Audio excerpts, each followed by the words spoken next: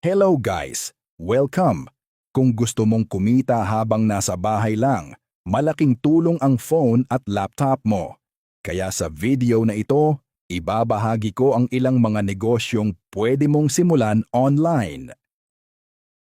Paalala kaibigan, ang video na ito ay gabay lamang sa mga posibleng pagkakitaan online. Ang tagumpay mo ay nakasalalay pa rin sa iyong sipag, tiyaga at diskarte. Halina't alamin ang mga tips at negosyong pwede mong pagkakitaan online.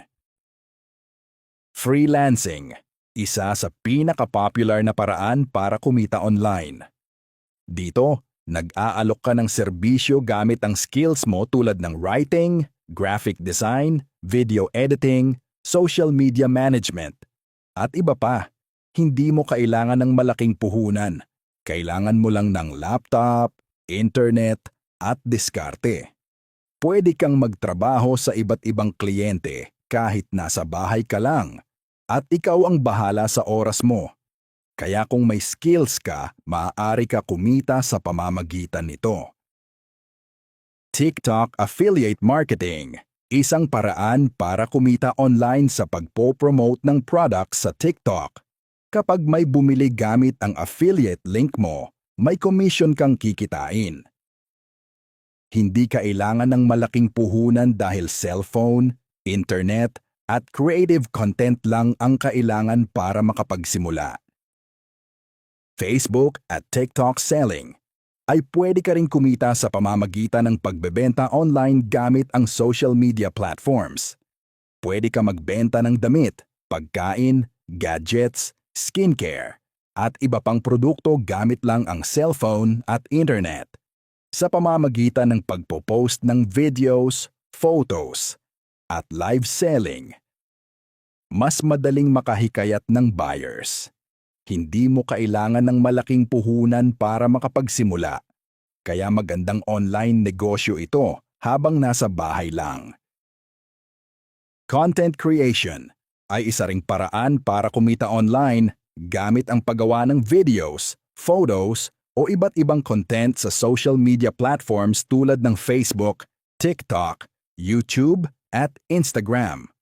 Pwede ka gumawa ng entertaining, educational, motivational, o informative content depende sa hilig at talento mo.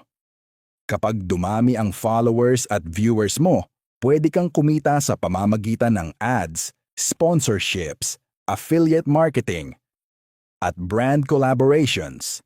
Hindi kailangan dito ang mamahaling kagamitan para makapagsimula dahil internet, cellphone, at creativity lang ang pangunahing kailangan. Digital product selling. Maaari ka kumita online sa pagbebenta ng digital products tulad ng e-books, templates, design files, presets, at online courses. Hindi mo kailangan ng physical na produkto dahil downloadable files lang ang binebenta gamit ang cellphone o laptop at internet. Online tutorial o coaching. Isa rin sa mga pwedeng pagkakitaan habang nasa bahay. Magtuturo ka online gamit ang cellphone, laptop, at internet. Pwede ka magturo ng academics, skills, negosyo, fitness, music, at iba pang kaalaman na pwede mong ibahagi sa iba. Graphic design business. Maaari ka kumita online sa paggawa ng designs tulad ng logos, posters, social media posts, at branding materials para sa clients o negosyo. Pwede itong gawin gamit ang cellphone o laptop at design apps. Hindi kailangan ng malaking puhunan, basta may creativity at skills sa pagdidisenyo. Virtual assistant work. Isa rin itong paraan para kumita online habang nasa bahay lang.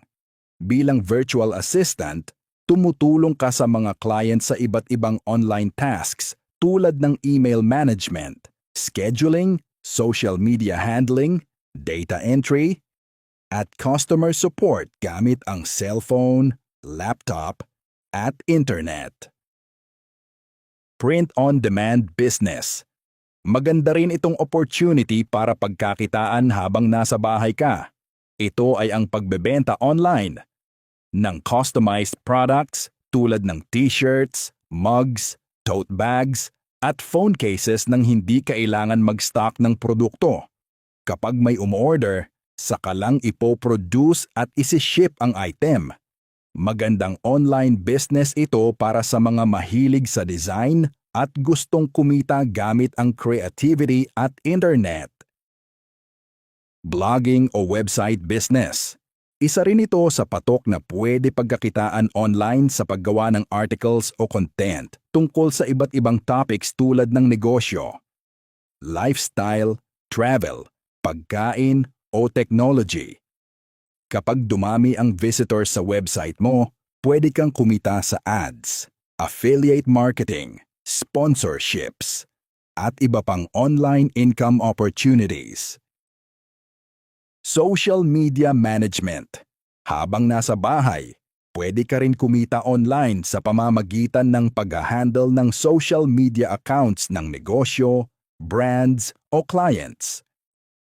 Kasama rito ang paggawa ng posts, pagre-reply sa messages, pag-i-edit ng content, at pag-manage ng Facebook, TikTok, Instagram, at iba pang platforms gamit lang ang cellphone o laptop at internet.